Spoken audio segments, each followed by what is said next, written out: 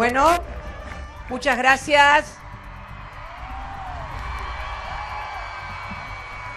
Muchas gracias y bienvenidos a todos y a todas.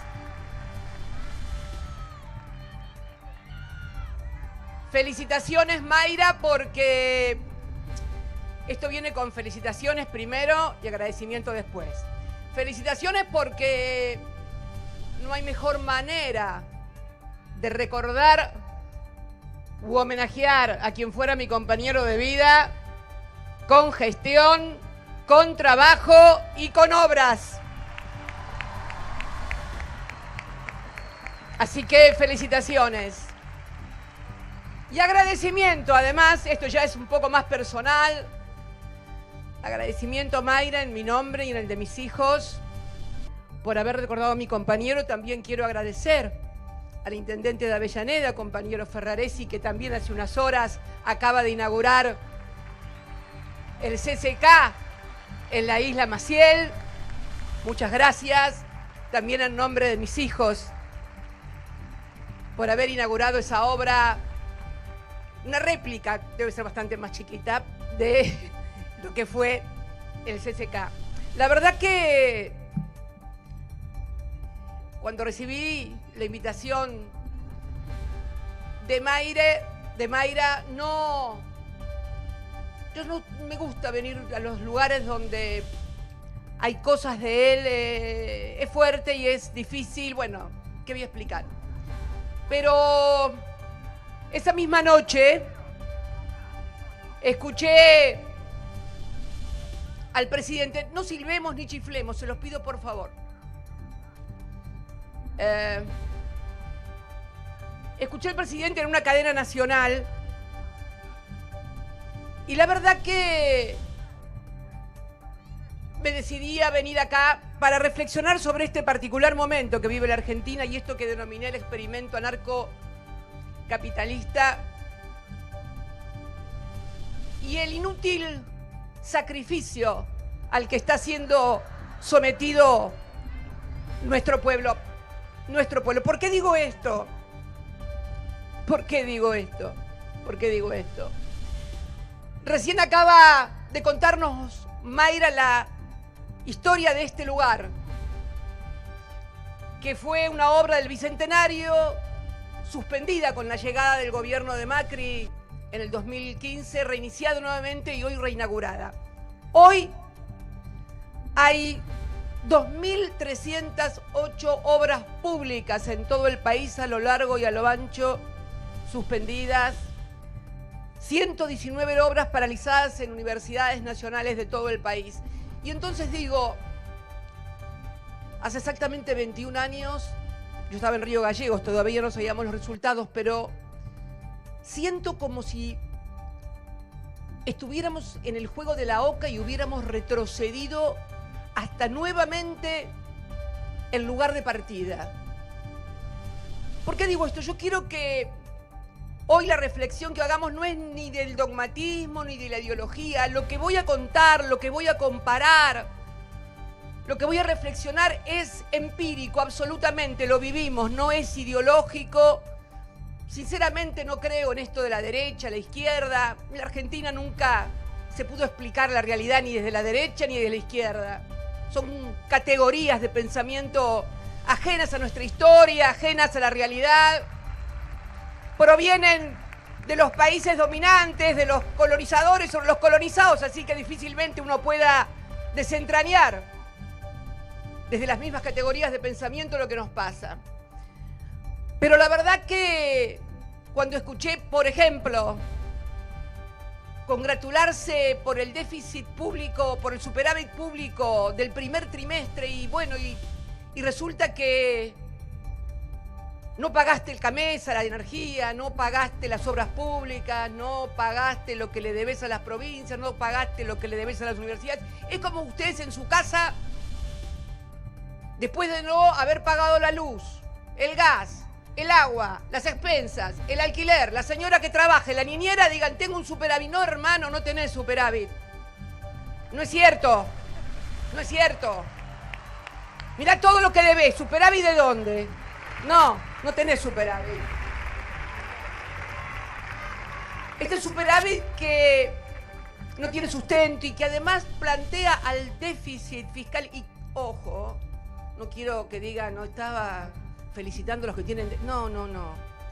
Pero creer que en la República Argentina el problema es el déficit fiscal es no entender la Argentina, la economía y el mundo. De todos los países del mundo, solamente tres tienen superávit fiscal. Hasta hace poco eran 2, Dinamarca y Noruega, ahora se agregó Australia. ¿Saben cuál es el déficit fiscal más grande del mundo? El de Estados Unidos. Claro, tienen la maquinita de los dólares y unos cuantos portaaviones, con lo cual, entre tener la maquinita de los dólares y unos cuantos portaaviones, sí, te podés dar el lujo de tener déficit total, se lo trasladás a todos los demás en el mundo, obviamente. Pero bueno, tampoco vinimos a hacer una apología nacionalista ni nada que se les parezca, pero lo curioso de todo esto es que nos quieren presentar a 21 años de la Argentina que recibimos allá en el 27 de abril del 2003, las mismas políticas. El lunes se va a tratar en la Cámara de Diputados la famosa ley de bases, cuyos ejes principales son privatizaciones, reforma laboral, reducciones impositivas, etcétera, etcétera. Quiero contarles que cuando Néstor llegó a la presidencia, cuando ese 27 de abril salió segundo porque se había caído el país, la convertibilidad un año antes, todo era privado. Hasta las jubilaciones, YPF, Aerolíneas Argentinas, todo, absolutamente todo era privado, hasta las jubilaciones. Yo era diputada nacional, fui senadora desde 1995 y permanentemente, sobre todo después del 99, comenzó a plantearse el déficit fiscal y el déficit cero, y tuvimos déficit cero. En el año 2000 y 2001 descontaron sueldos, jubilaciones y tuvimos déficit cero. Y se cayó igual. Pero, y vuelvo a reiterar, para que nadie piense que estoy batiendo el parche contra el superávit fiscal, en este país, en los 6 años que hubo superávit fiscal, gobernaba Néstor Kirchner y en el 2008, ¿quién habla? Sí, señores. A ver, superávit fiscal 2003, 2004, 2005, 2006, 2007, 2008. ¿Y qué pasó en el 2008? Y se cayó el mundo. Se cayó Lehman Brothers.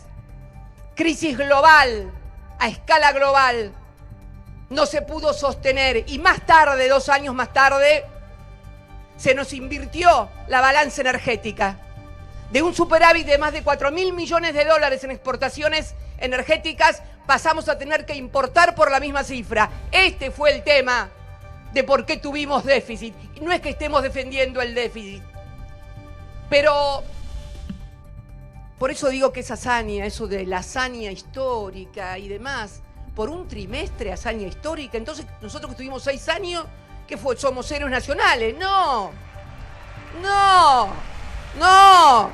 ¿Qué somos? ¿Héroes nacionales? No. Yo sé que a la militancia le gusta la heroicidad, pero no. Hombres y mujeres de carne y hueso con responsabilidades especiales que se hacen cargo de la historia y le hacen frente con coraje. Eso fuimos. No fuimos héroes. Y fundamentalmente, con ideas claras. Quiero también ser muy clara. Nadie está desconociendo la legitimidad de origen del presidente. Si hay algo que siempre he reconocido es la contundencia y lo inapelable que es el voto popular. Nadie está discutiendo, pero la legitimidad de origen necesita legitimarse también en la gestión y en los resultados de la gestión. Miren, quiero contarles una anécdota referida a esta particular circunstancia de hace 21 años. Todos saben, Menem salió primero con el 24% de los votos. Néstor segundo con el 22. Fíjense qué cosa. Si la elección esta que pasamos fue una elección de tercios, aquella fue una elección de cuartos. Ninguno llegaba ni al 25 y el pelotón de atrás ni siquiera llegaba al quinto. Fue una elección de cuartos y quintos. Tal era la fragmentación que tenía la sociedad. Había gente que se iba para no votar al kilómetro 501. Sí, en la parlamentaria anterior había salido el voto salame, el voto clemente, desprestigio total, todo privatizado, déficit cero. Y entonces, lo de siempre, se acabaron los dólares, había que garpar, y cuando se acaban los dólares y hay que garpar, se cae la Argentina. Es la historia de los últimos 40 años. Creo que esto lo tenemos que tener muy claro. Y le iba a contar una anécdota, porque en esos días, después del 27 de abril, como había toda una consigna de que se iba a reagrupar el voto, como se reagrupan los balotajes, comenzó a surgir el rumor de que quien había salido primero iba a renunciar para deslegitimar al gobierno que empezaba. Y justo llegó al país José Saramago, que era premio Nobel de literatura. Él y su mujer Pilar del Río, querida amiga. Yo no los conocía. Y se hizo una cena en su honor en la casa de un importante empresario argentino, en el que se invitaron a muchísimas personalidades de los derechos humanos. Estaba Estela Carlotto, intelectuales, periodistas, escritores. Y ya el tema era que renuncia a ir al balotaje. ¿Qué van a hacer ustedes? Esto no me olvido más. Me lo preguntaban todos, desde Pilar hasta la dueña de casa, hasta los que estaban ahí. ¿Qué van a hacer si renuncia y ustedes quedan con 22% de los votos con este quilombo de país? Y yo les dije, muy segura de mí misma, tan segura como era él, que no se preocuparan, que nosotros íbamos a tener no legitimidad de origen porque teníamos apenas el 22% de los votos, pero íbamos a construir legitimidad en la gestión defendiendo los intereses de la sociedad y haciéndonos cargo de las cosas que había que hacer. Porque, hermano, hermana, te puede haber votado el 60% de los votos, pero si después cuando sos gobierno la gente se caga de hambre, pierde el trabajo, aumenta la desocupación, no puede llegar a fin de mes, ¿de qué sirve? Esto es muy claro. Tan legitimado ese 22% que Néstor se fue con un 70% de imagen positiva ya cuando finalizó la primera presidencia. Pero quería decirles que entonces uno piensa, bueno, este es un gobierno entonces como el de aquel. No, tampoco. Un gobierno neoliberal como fue el menemismo, que él sostiene que fue el mejor presidente de la historia, y su ministro de Economía estrella, el mejor ministro de la historia, sin silbidos, no silbidos, no silbidos. Entonces, no se enojen. Que los rete, ya saben que yo soy media mandona, pero soy media mandona, no lo voy a perder nunca.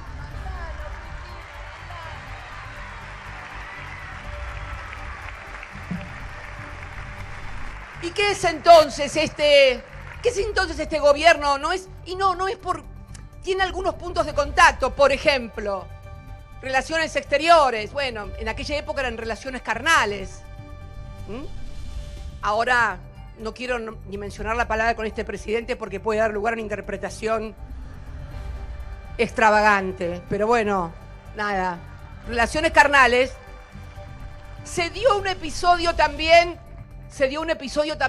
internacional, igual que ahora, con el episodio del Medio Oriente entre Israel e Irán. Y en aquel momento no era Irán el régimen teocrático de los ayatolás, era Irak, con K, y era Saddam Hussein y las armas químicas. Y el gobierno de ese entonces, cuando Saddam Hussein ocupa Kuwait, Bush padre era presidente en Estados Unidos, manda 2 fragatas misilísticas argentinas a combatir al Medio Oriente. Mambrú se fue a la guerra. Mambrú se fue a la guerra. Hasta eso también. Privatizaciones. Ni qué hablar de estas privatizaciones medias que llevan ahora. En aquel momento se privatizó todo el patrimonio estatal, todas las hidroeléctricas, todos los troncales. Para que tengan una idea, Segva, entre otras cosas, se dividió en la distribución entre Edenor, Edelap y Edesur. Fíjense la magnitud de lo que era el patrimonio estatal. Chocón, Cerros Colorados, Futaleufú, todo lo hídrico. Las líneas telefónicas. Y es que nosotros estamos en contra de las que cuando volvimos retrotrajimos todo y dijimos, no, todo vuelve al Estado. No, porque ni privatistas ni estatistas. ¿Qué recuperamos? Primero, agua y energía a través de una ley del Congreso, porque la compañía francesa no cumplía y no había agua en todo el conurbano bonaerense, no había una sola línea tendida. Recuperamos Aerolíneas Argentinas. ¿Pero por qué recuperamos Aerolíneas Argentinas?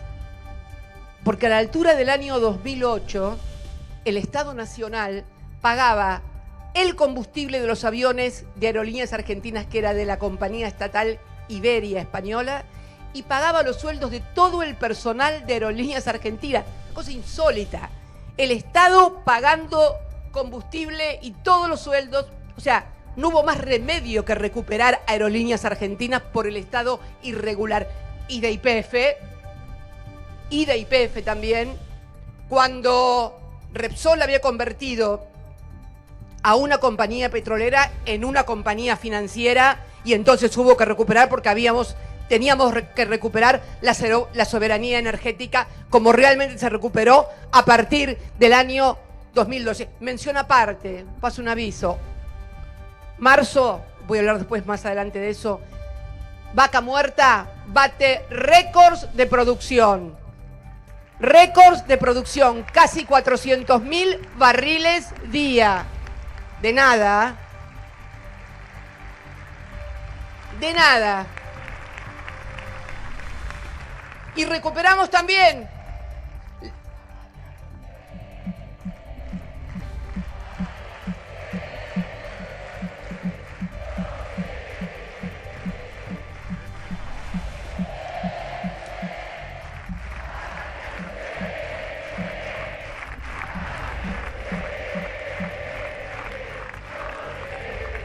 bien, recuperamos también las jubilaciones por una cuestión muy simple.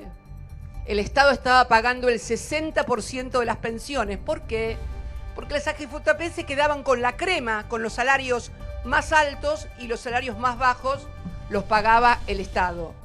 Absurdo.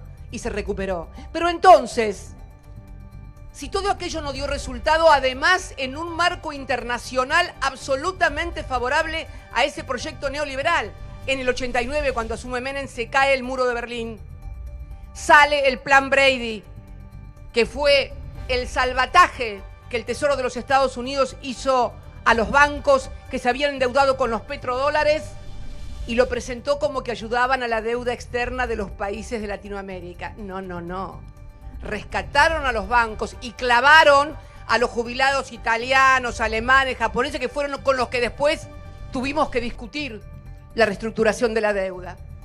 Ese fue el escenario internacional. Pero además en lo nacional, hubo un plan Bonex que llevó todos los pasivos remunerados que hoy nadie se lleva, por lo pronto hasta ahora. Y hubo un plan que es lo que le falta a este gobierno, por más que el presidente se enoje y haga caritas y burlitas y todas esas cosas, no tiene plan de estabilización. Mire cómo se lo digo, no tiene plan de estabilización. Que sí lo tuvo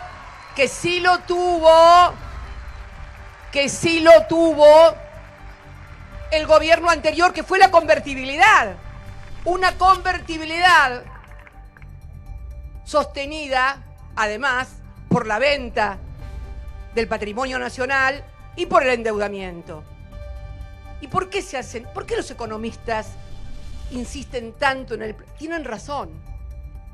Porque Alfonsín también lo tuvo. El plan austral fue un plan de estabilización, duró poco. Pero, dato, la inflación iba al 20, vieron que iba al 1 y hace unos cálculos que no sé, termina uno no sé dónde. Bueno, la realidad es que en 1985, junio de 1985, la inflación estaba en 2 dígitos entre el 25 y el 30%. Salió el plan el plan austral, que hubo desagio, cambio de moneda y demás, y la inflación al mes siguiente fue 1 dígito. Porque un plan de estabilización no es solamente una cuestión técnica, es una cuestión profundamente política y social. Los agentes económicos, los consumidores, los empresarios, la sociedad tiene que creer en eso para que tenga efectividad. Este no lo tienes, solamente un plan de ajuste. Pero entonces, si no es un plan neoliberal porque no tiene ninguno de los ingredientes ni ninguno de las condiciones.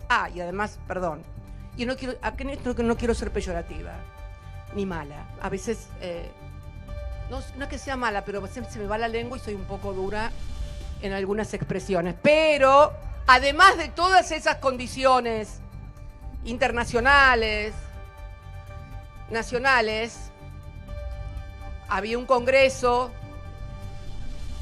había un presidente con un partido político sólido, la Confederación General del Trabajo, y había un equipo.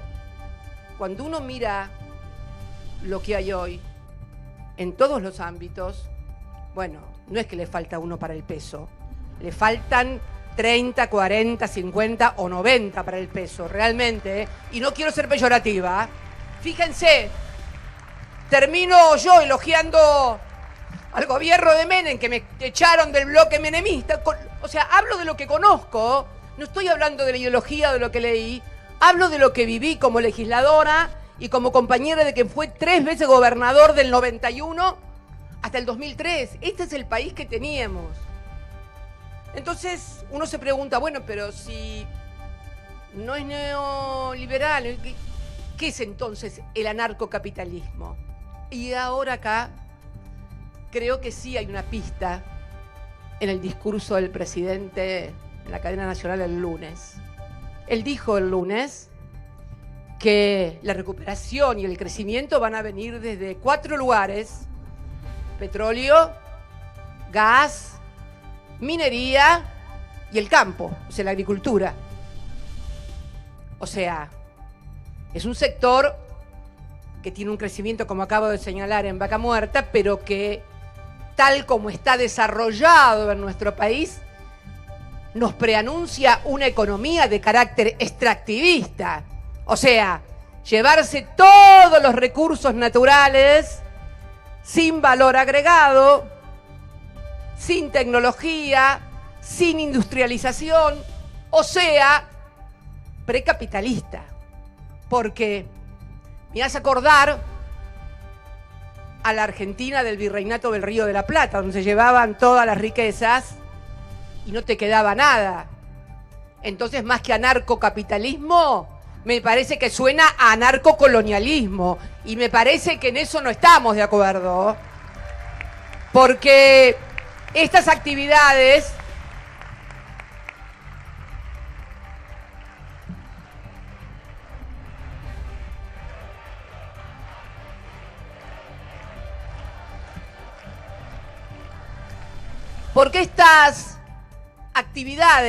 hoy son de carácter extractivo, pero además, ¿alguien piensa que con estas 4 actividades de carácter netamente extractivista vamos a generar trabajo y de calidad para 47 millones de argentinos? ¿En serio?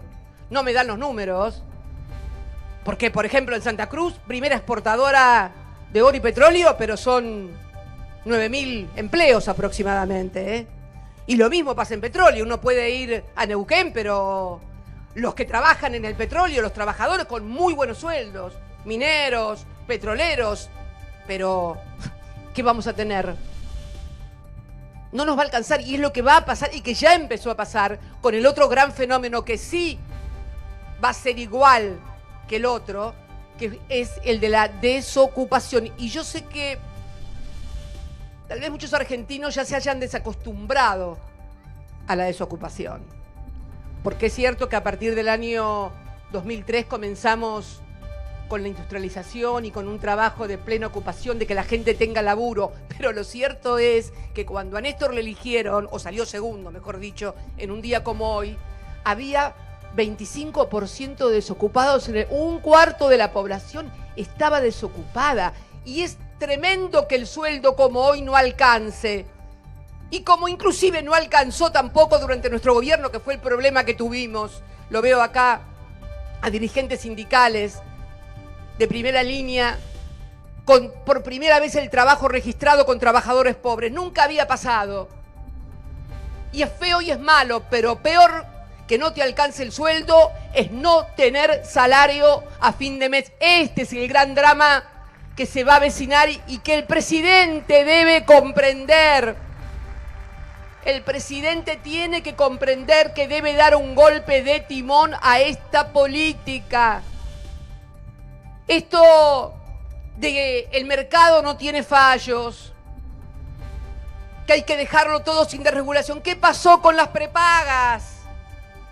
Tuvo que recoger línea y mandarse para atrás y no resolvió nada, porque lo que debió haber hecho es, al haber advertido lo que estaba pasando, dejar sin efecto con un DNU la parte pertinente de prepagas en el otro decreto y retomar la capacidad del Estado para regular el precio de las prepagas, que fue una capacidad que establecimos nosotros a fines del primer gobierno nuestro, mío, en el 2011. ¿Y por qué recién en el 2011 se nos ocurrió regular a las prepagas? ¿Por qué no lo hizo Néstor? Porque muchachos, muchachas, cuando Néstor llegó a la presidencia, era tal la misiadura de este país que nadie tenía prepaga. Tenían prepaga lo que tenían guita nada más.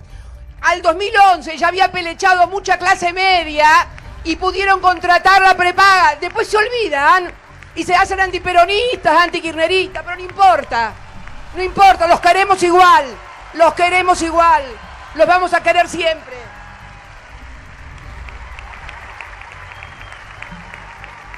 Y hoy la solución ya ni siquiera pasa por recuperar esas facultades en las prepagas. Las prepagas tienen que ser sometidas al régimen de la ley de seguros. Son seguros de salud. No se los puede dejar manejar más esas brutales sumas de dinero.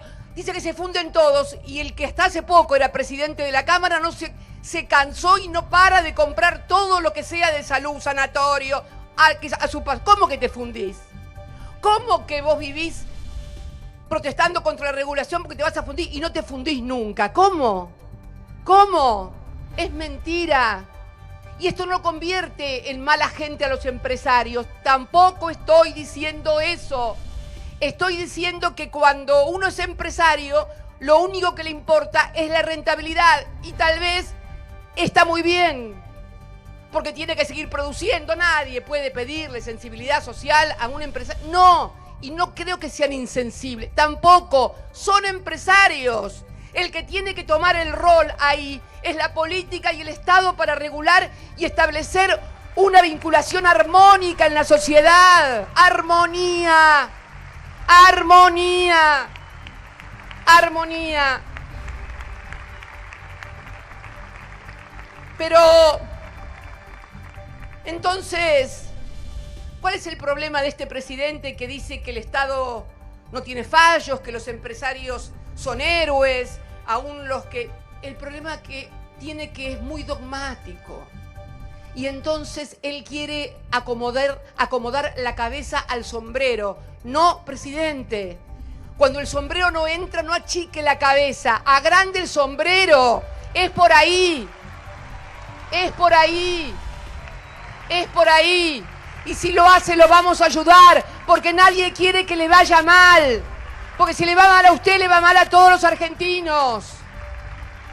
Mire, se lo digo totalmente descarnada, pero también quiero que sepa, presidente, que si quieren convertir de vuelta a la Argentina en un país donde se extraigan todas sus riquezas, donde no haya industrias, donde quieran ponernos una suerte de eliminación de toda la clase media. Bueno, mire, ahí me voy a declarar avatar de color celeste y azul, hombres y mujeres de color celeste y azul como la bandera para defender a la patria. A nosotros de Colonia otra vez no, avatares, otra vez no, de Colonia otra vez no.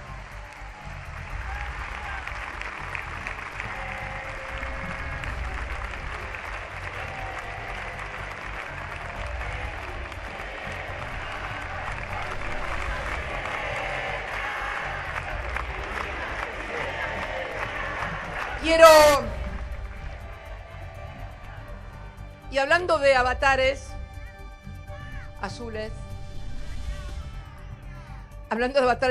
¿cómo andamos los avatares del Movimiento Nacional Popular y Democrático? Bueno, andamos con algunas certezas que no teníamos en el 2019 con este gobierno. ¿Cuáles? Un montón. ¿Quieren que les cuente? Les cuento. ¿Les cuento? Bueno, ahí va. Primera certeza. ¿Cuántas veces escucharon allá? Estoy hablando hasta el 2019, ¿no?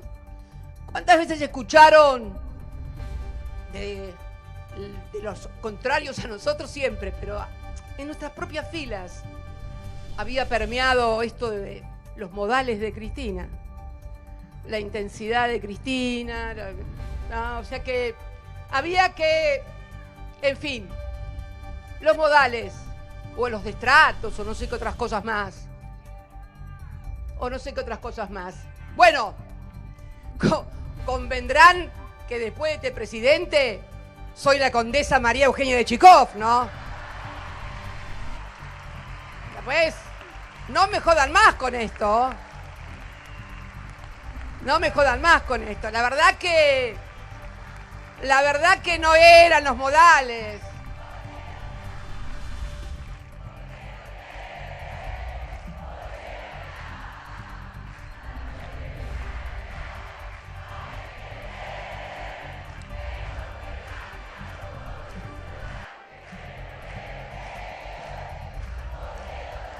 Y bueno, y así con los modales y todo, en realidad todos sabemos de qué se trataba, ¿no? De los que no pueden doblegarse, de los que no bajan la vista ante nadie y que no tienen miedo. Y no significa con esto, vuelvo a repetir, ser heroína, simplemente creer en lo que uno hace. Pero, bueno, en base a eso decidimos en el 2019, porque yo sabía por qué era, ¿no? Pero teníamos que reconstruir nuevamente el movimiento nacional, porque hubiera sido catastrófico en ese momento que quien había contraído la deuda que contrajo con el Fondo Monetario, con todo lo que hizo, que fuera... Yo tenía que garantizar, bajo cualquier circunstancia, que el movimiento nacional, el peronismo, el kirchnerismo, porque, a ver, ¿qué hay en el movimiento nacional? Hay peronistas que no son kirchneristas, kirchneristas que no son peronistas, peronistas, como es el caso mío, que fui toda la vida peronista, pero que bueno, me llamo Kirchner, ¿qué voy a hacer? Claro, es un pequeño, bueno, yo sé que a algunos les molesta, pero bueno, qué sé yo, no pienso abandonar el nombre, ni sacárselo a nadie, pero bueno, ahí estamos, con nuestro nombre y con la K arrastra, nos hacemos cargo de todo, con las buenas y con las malas, y armamos lo que armamos. Bueno, ¿y por qué la gente nos eligió en aquel 2019? Muy simple, porque se acordaba de cómo habían estado hasta el 2015. Claro, por eso se ganó. El problema fue cuando alguno pensó que era por los buenos modales que nos habían votado. Y no fue así.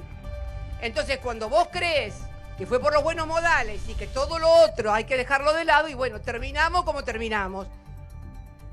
Me hago cargo también de todo, como me he hecho cargo de todo en la vida. No le esquivo el bulto a nadie ni a nada. Pero siempre voy de frente, ¿eh? No soy de las que tiran la piedra y esconden la mano. No, no, no. No, no, no. No, no, me hago cargo de todo.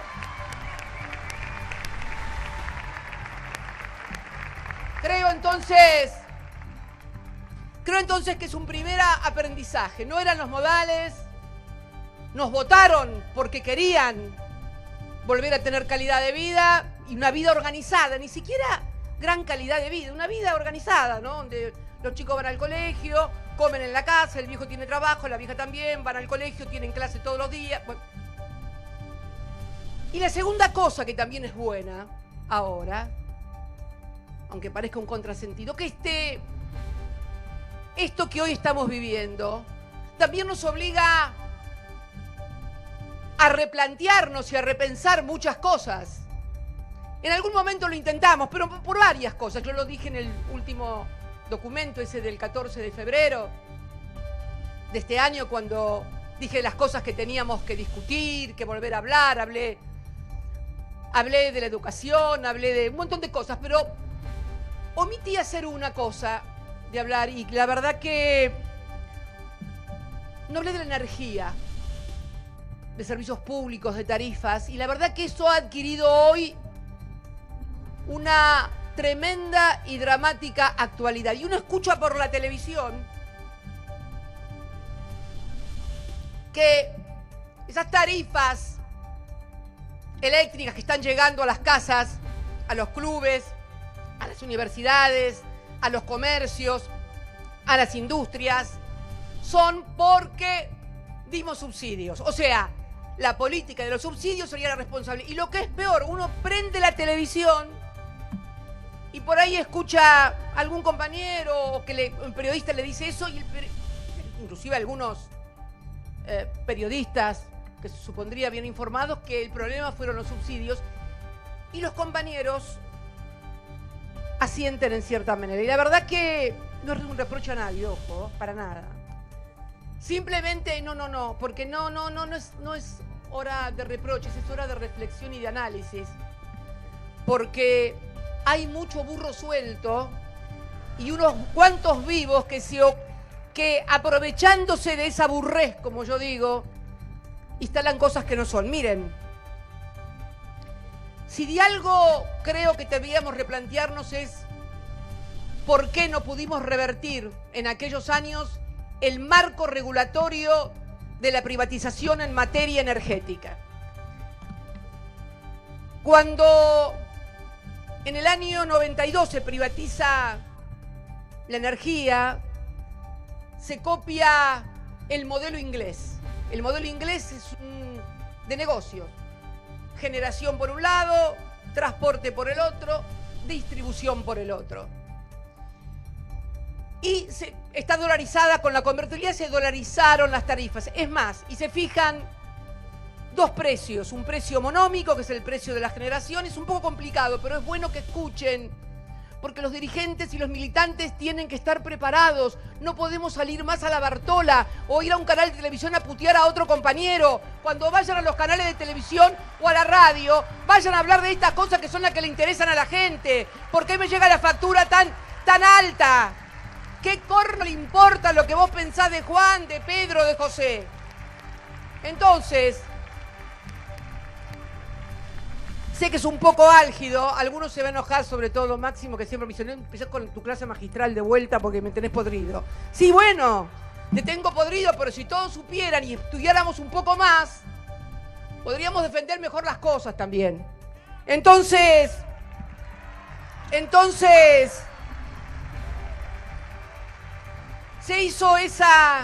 se creó un mercado mayorista y se creó Camesa. Han escuchado hablar de Camesa en estos días, ¿no? No le pagan a Camesa, le deben a Camesa, ¿no? Camesa parecería un organismo casi de empleados públicos y grasa militante. No. Camesa es la que compra y administra todo el mercado mayorista energético en la República Argentina. ¿Y quiénes la integran? La preside el secretario de Energía, pero el 80% son las grandes empresas del país, grandes usuarios, Techín y Aluar, Edenor, Edesur, Transener, Pampa Energía, Alua. Parte de los dueños de la energía de este país son los que controlan Gamesa. ¿Qué pasó cuando cae la convertibilidad? Durante la convertibilidad, el precio monómico, que es el precio de generación, como $1 era $1, estaba en dólares, y el precio estacional, como era $1, estaba también en dólares. El precio estacional es el que le cobran a las distribuidoras, es el transporte y es la distribución. Bien, cuando se cae la convertibilidad, esto ya se decide en el año 2002, se especifica el precio del transporte, de la distribución, pero la generación sigue estando en dólares. Los contratos son en dólares. ¿Se imaginan cada vez que hay una devaluación lo que pasa con eso? Y en la convertibilidad, donde el precio estacional muchas veces era superior al de la generación, pasa el fenómeno contrario cuando se cae todo. Así se recibió en el año 2003. ¿Y qué hace que había hecho el Estado durante las privatizaciones? Había conservado la regulación del transporte y de la distribución con el ENRE, pero había dejado desregulado y a libertad del mercado el de la generación. Este es uno de los grandes quilombos que tenemos hoy en la República Argentina. Miren ustedes hasta qué punto es ineficiente. Lo miro acá a Oscar Parrilli, de Neuquén. El megavatio en Neuquén al consumidor neuquino, al que le sale más caro que el megavatio acá, cuando Neuquén es la gran productora de energía eléctrica con gas y con las hídricas, con las represas. ¿Y por qué? ¿Cómo puede ser que en el lugar de origen salga más caro que cuando? Porque con ese esquema que han desarrollado el país, todo converge en Buenos Aires. Entonces, la energía viene por nodos hasta Buenos Aires y en Ezeiza, y de Ezeiza vuelve y le cobran todo ese doble transporte. Y después nos hablan de la eficiencia del mercado. No me jodan más con la eficiencia del mercado. No hay eficiencia en el mercado. Hay apropiación de rentabilidad de la sociedad. ¿Qué tiene de eficiente? Pero además, ¿qué tiene de eficiente remunerar por un mismo servicio que está integrado prácticamente, que tiene monopolio natural como es transporte y distribución y prácticamente también la generación, porque son 7, 8 jugadores, no hay más? ¿No tendría que estar integrado verticalmente en lugar de remunerar a una estructura empresaria en distribución, a otra estructura empresaria en transporte y a otra en generación? ¿Qué clase de negocio? ¿Por qué nos dicen que tenemos que achicar el Estado y ellos, sin embargo, se agrandan en 3, 4, 5 empresas para poder cobrar más? ¿Qué es lo que nos proponen? Y esto es muy importante porque, miren, pero ahí no termina la cosa, porque eso es lo estructural, el problema estructural de hoy en la energía producto de las privatizaciones. Pero hay un problema contractual. Si ponemos, por favor, el primer filmina. No, pará. Porcentaje de potencia contratada en megavatios, en contratos, ¿ven? Ahí, estos son todos los contratos de generación son en dólares. Ahí está, del 2003 al 2019. El precio hoy del megavatio generado se integra un 32,2% de contratos en dólares generados en nuestro periodo. Pero como ustedes ven, la mayoría del precio son por los contratos que se firmaron entre 2016 y 2019. Me siguen, ¿no? Es un poquito complicado, pero síganme, ¿eh? Porque el caminito es como vieron Hansel y Gretel, que van tirando miguitas. Bueno, ustedes vayan siguiendo las miguitas. Acuérdense de esto. Precio del 32,2 por esos contratos. Fíjense en el 2.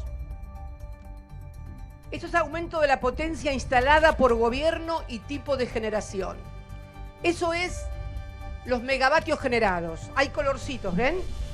El rosita térmico, ese se hace con gas.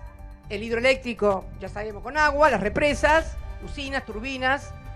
Nuclear, que es la que incorporamos nosotros con Atucha 2, 725 megavatios. Y fíjense en esto, renovables, las eólicas. ¿Se acuerdan aquel que andaba buscando y recomendaba a un jugador de fútbol hacer contratos eólicos? Ahora les explico por qué. Entonces, ustedes ven que entre Néstor Kirchner, CFK1 y CFK2, aumentamos la potencia en casi 10.000 megavatios, 9.973, 75 da la suma. Macri lo aumentó en 6.155, un montón también por 4 años. Bien, y en el gobierno siguiente 3.209. Muy bien, ahora vamos a lo segundo, porque el megavatio, la energía, es como el gas, tenés que tener un caño para meterlo, porque si no, mejor no digo nada, pero no, tenemos que tener. Entonces, vamos entonces a ver líneas de alta tensión, o sea, de 500, construidas por gobierno. Néstor Kirchner, 355 kilómetros, y nosotros, bueno, en total, entre los 3 periodos de gobierno, para hacerlo más corto, 5.080 kilómetros. Fíjense, Macri 2 kilómetros. No es para aplaudir. Sigan, porque ahora viene lo mejor. 2 kilómetros. Y Alberto 4,31. Ahora viene el mapa. Fíjense. Lo celeste son las líneas existentes al 2003. Las Bordeaux y las líneas puntadas son las que hicimos nosotros. ¿Cuál es el tema ahí? Como ustedes verán, hay una línea que sale de Choel, Río Negro, va hasta el fondo, hasta Río Gallegos, Río Turbio, Calafate, y hay una línea celeste. Esa línea celeste es Futaleufú, que fue hecha durante la dictadura de la NUCE, es la que alimenta a Aluar. Aluar tiene el 60% de las acciones de esa hídrica. Bien, y fíjense, volvé a poner el mapa, por favor, porque es importante. No solamente que integramos a toda la Patagonia, sino que reconectamos a 10 provincias argentinas. ¿Por qué? Porque hicimos anillos, porque antes las líneas no se tocaban, ahora se forman, ve que hay como anillos que van cerrando a las provincias. Este cerramiento por parte de las provincias, ¿cuál da mayor seguridad a la transmisión? Impide los cortes, las caídas, etc. O sea, y ahora vamos a la fuente de composición de cómo quedó el costo medio de generación. Esto es muy importante. A ver, ¿lo pusieron ya el 5? Sí, ¿no? Bueno, ahí ven. Fíjense que en el 2024 los contratos son verdes, mucho, contratos en dólares, después viene el nuclear, combustibles. Lo renovable adquiere un peso muy fuerte, como antes no tenía. Bien, ahora ve la segunda, la sexta. Miren los precios. Nuclear, este es promedio, es el promedio por fuente en cabeza, promedio.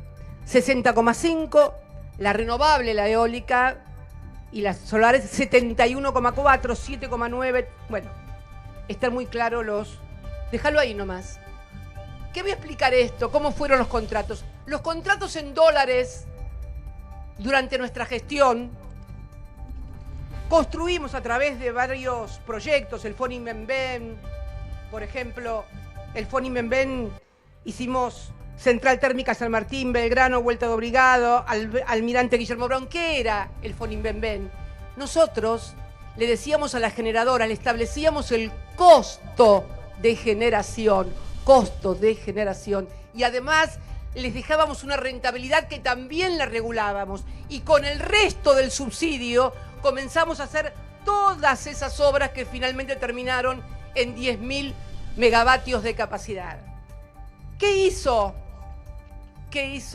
el gobierno de Mauricio Macri? Hizo negocios financieros en lugar... ¿Qué es un contrato financiero en materia energética? Primero, centrales térmicas chicas, pero van con lo que se llama Proyecto Finance, que es un proyecto a un fondo de inversión donde vos vas sin plata y le presentás un proyecto que se repaga a sí mismo, con lo cual la tasa, se imaginan, es mucho más alta. Y finalmente, entonces, incorporan todos esos contratos renovables, de energías renovables, pero ¿cómo las incorporan? Además de un alto costo. Le dan prioridad de despacho. ¿Qué es prioridad de despacho? Hoy el pico de consumo son 29.000 megavatios, más o menos, 30.000 megavatios, que yo creo que cuando esto se profundice va a caer, porque va a caer el comercio, la industria, el consumo residencial, etc. Pero él introdujo 6.000 megavatios, pero no hizo una sola línea. Quiere decir, hoy tenemos casi 43.000 capacidad de megavatios. ¿Y qué pasa? ¿Qué es la prioridad de despacho? Que si la línea está congestionada, primero tiene que entrar el contrato renovable, el de las eólicas. Pese a que es la energía más cara, puede desplazar a la hídrica, que es mucho más barata. Entonces, ¿cuál es el tema acá? Que estamos pagando una energía mucho más cara de lo que se debía pagar. Porque además de darle prioridad de despacho, le dieron prioridad de pago. ¿Qué significa prioridad de pago? Que aunque no se incorpore a la línea porque está congestionada, se la tienen que pagar igual. Prioridad de pago significa que si Camesa no tiene para pagarle a las eólicas, a los proyectos que presentaron, los paga el FODER. Que se parece a joder, ¿no? Pero no. Es FODER, que es un fondo de desarrollo de energías renovables. Y si el FODER no tiene recursos, el Estado Nacional está obligado a comprarle el proyecto. Y si el Estado Nacional no tiene plata, se lo da el Banco Mundial, porque todos esos contratos fueron firmados con jurisdicción CIADI. Ni siquiera se pueden discutir en la justicia argentina. Hay que ir a discutirlos al CIADI y nos endeudamos. Estos son algunos de los problemas que tenemos. Y también el costo de la energía. Y quiero, por ejemplo, las hídricas que están todas concesionadas, hay un promedio, a Pampa Energía se la pagan a $19. A Yacyretá se la pagan a $5. Yacyretá, emprendimiento binacional, ¿no? Y Salto Grande, emprendimiento binacional con Uruguay también. $5 a Yacyretá y $3 a Salto Grande. Pero quiero ponerles, y no es que, esto no estoy hablando contra ningún empresario, simplemente menciono esta empresa porque es muy importante en materia de producción, tiene el 8% de la producción de gas de la República Argentina e integra el directorio de Camesa, por eso también la nombro, igual que Techín como gran usuario, pero al mismo tiempo Camesa es la que compra toda la energía disponible y Techín es uno de los principales productores de gas. O sea, tenemos gente sentada de los dos lados del mostrador. ¿Qué puede salir bien? Y no estoy acusando de nada a nadie. Simplemente cómo el Estado ha abandonado esto. Ahora, yo quiero también la número 7. Bien. Este es, de Pampa Energía es un margen de ganancias declarado ante la SEC. Como todos ustedes saben, la SEC es la comisión que controla. Si vos le mentís a la SEC, acá te viene a buscar el FBI. Esto no, ahí no se jode, ¿eh? Ahí no se jode. Bueno, fíjense, eso que ustedes ven señalado es la central térmica Parque Pilar. Por ahí debe estar el intendente de Pilar, ¿no es cierto? Hola, ¿qué tal, Fede? ¿Cómo andás? Y después está la central térmica Ingeniero White. Bien, fíjense, 126 es el precio. $103 es lo que queda de rentabilidad. En dólares. En dólares. 4 o 5 veces. 100, y las otras son de otra central. La primera central es central térmica Loma de la Lata, 3126. Eso es solamente una turbina. La otra es central térmica Güemes. Esa la hizo Perón. Es parte del lote de las privatizadas. La otra es central Piedrabuena, que está con 80, fíjense, esto en dólares. La otra es central, sí, la última es Genelva, no, central térmica Ensenada Barragán, que también la compró Pampa Energía no está acá porque esto fue en el 21, no está incluida. Esa fue la que había hecho el Estado con financiamiento. Hay una serie de datos impresionantes. Bueno, el tema es que claramente, porque además estamos hablando de una rentabilidad en dólares, no es Steve Jobs que te vende el iPhone al precio que se le cante, porque bueno, eso sí es mercado.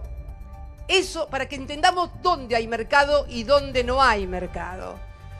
Cuando vos te quejás porque el iPhone es caro y bueno, jorobarse porque eso es mercado, es un producto valioso que lo quiere todo el mundo, tiene un precio muy alto. Si no te gusta comprarse el Samsung, si es más caro comprarse uno más barato, eso es mercado. Pero cuando vos estás cobrando estos precios con demanda cautiva y en servicios públicos esenciales, eso no es mercado, eso es ausencia de Estado. Eso es ausencia de Estado. Entonces,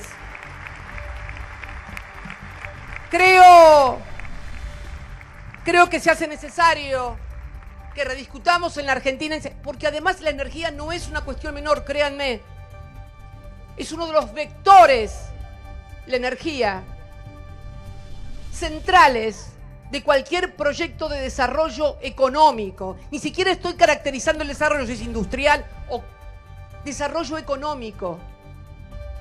Es imposible generar un proyecto, un proceso de crecimiento económico si no tomamos al toro por las astas en materia energética, que no significa sacarle nada a nadie, sentar a todos los jugadores, blanquear los costos, establecer rentabilidades razonables, porque estamos hablando de servicios públicos, estamos hablando del insumo de las industrias, de los comercios, de los hogares, de los colegios, de las universidades. Y ya que hablamos de universidades también, de educación, de repensar el sistema tributario, que está tan vinculado también como cómo se financia la educación. Yo posteé esta semana, cuando fue lo de las universidades, lo que habíamos logrado nosotros invirtiendo la ecuación de la deuda y lo que afectábamos a educación. Habíamos dado vuelta a la taba, literal, 6,3. Si estoy conforme con la educación de aquellos años, podría decir que en la universidad fue realmente buena. No tendríamos tantos universitarios en la República Argentina si no hubiéramos creado las universidades que creamos. Eso estoy segura. En la escuela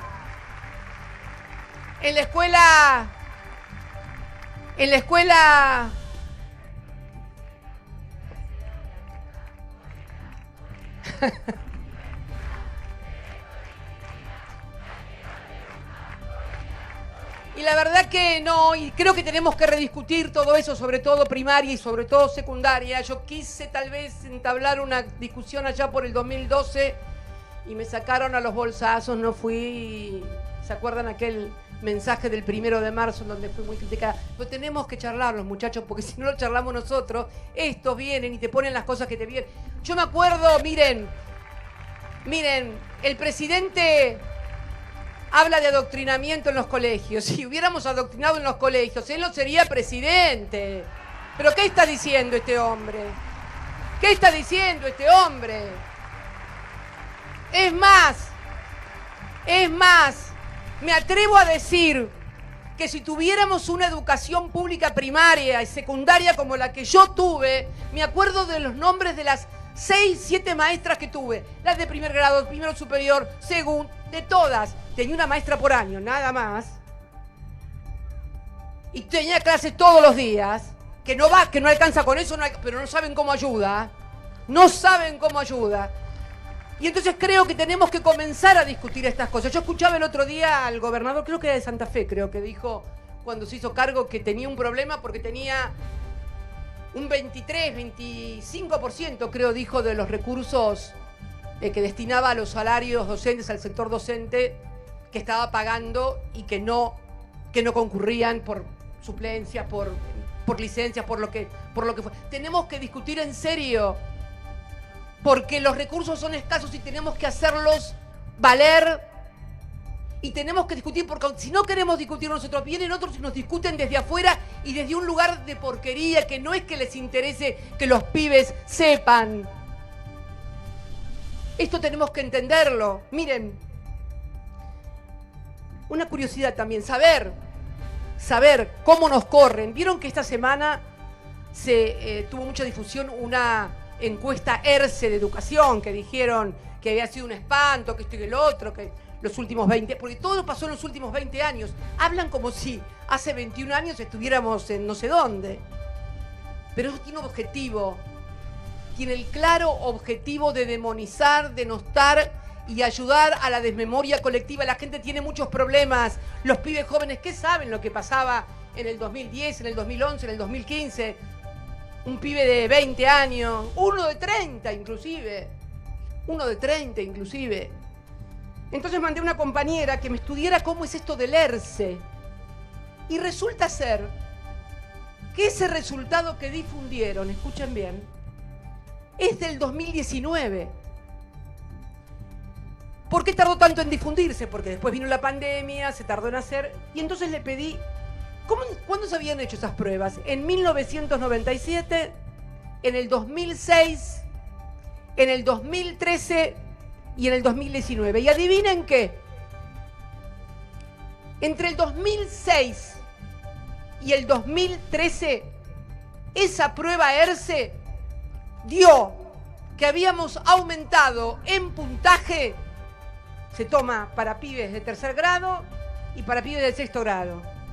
Bueno, la que evaluó entre el 2006 y el 2013, prácticamente no, 7 años de los 12, nos dio crecimiento y mejora en todo. En matemáticas, ¿quién hizo este? ¿Dónde estás, Luana? Por ahí debe estar Luana, que la mandé. Hola. Bueno, Luana se ocupó siempre de lo educativo hasta que en el 17 a mí se me ocurrió decirle que abandonara un poco lo educativo y se dedicara más a la tercera edad, que no teníamos gente que se preocupara de nuestros viejos, y la verdad que lo hizo muy bien. Y la hizo muy bien, la verdad, en el PAMI. No me equivoqué cuando te puse el ojo. Te dije que...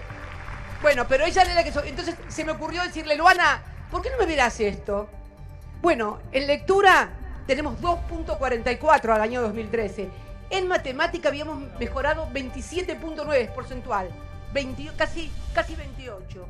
En sexto grado en lectura 2,13, en matemática 17,2 de vuelta mejor y en ciencias 12,59. ¿Saben de cuándo es eso que dijeron que eran de los últimos 20 años? Del 2003 al 2019, entera toda la gestión de Macri y solamente 2 años de nuestra gestión. Así se tergiversa, se desinforma y se forma sentido común en la sociedad. Entonces, ¿qué quiero pedirles hoy, esta tarde, a dirigentes, militantes, vecinos, ciudadanos, compatriotas? Hay que estudiar, hay que formarse, hay que salir a discutir estas cosas, no pelotudeces, estas cosas que son las que le interesan a la gente, que son las que le cambian la vida a la gente.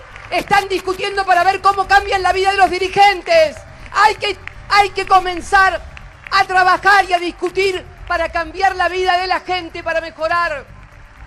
Necesitamos formar sentido común e información, esencialmente. Y hablando, y para finalizar, y bueno, noche, hace frío ya, discúlpame. Basta, otro día, por ahí nosotros vamos a una clase magistral en alguna universidad que da para seguir hablando un rato largo, pero acá como que... Miren, el otro día hubo una maravillosa movilización de la sociedad argentina, nadie se engañe, ¿eh? Eran pibes, jóvenes, pero iban con los padres, con los amigos. Yo no recuerdo en los últimos tiempos una movilización tan grande, tan transversal, desde gente de clase alta, clase media, media baja, por la universidad. Porque también entre las cosas que tenemos que discutir es un sistema tributario nuevo. Es cierto, hay demasiados impuestos, es un fárrago, hay que bueno, contratar 20 profesionales. Bueno, creo que hay que simplificar el sistema tributario para que sea fácil para el contribuyente. Y modificarlo también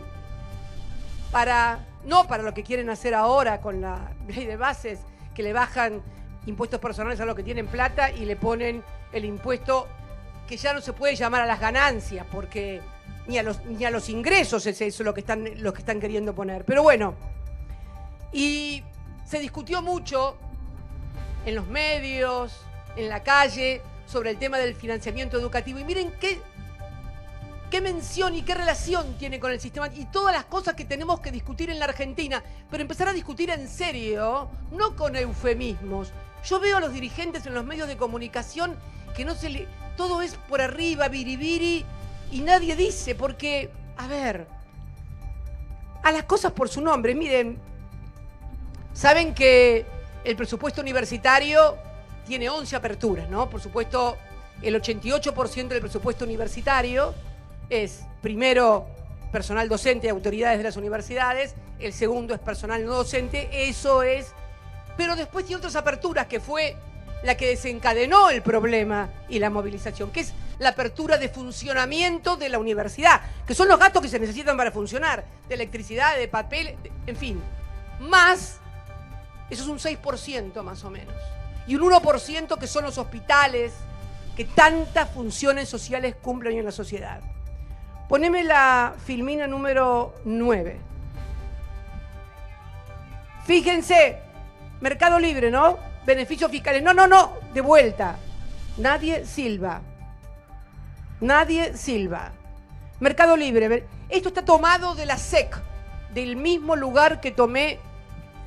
Bueno, por el régimen de economía del conocimiento en el 2023, Mercado Libre es la empresa más importante de la República Argentina y su titular es el hombre más rico de la República Argentina.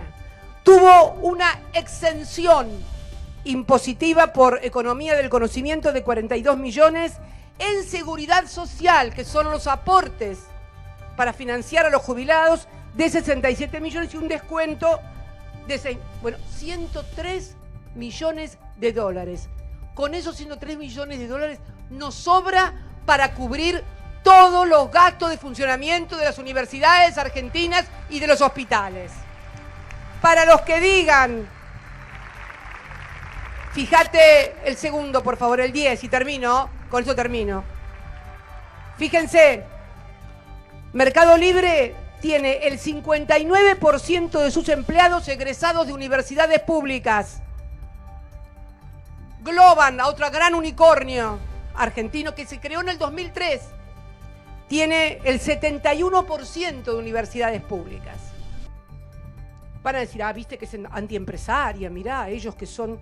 ¿Saben quién mandó al legislativo y se sancionó el primer régimen de promociones fiscales con exenciones impositivas en materia de seguridad social y en materia de impuestos a las ganancias? Néstor Kirchner, 2007, el primero.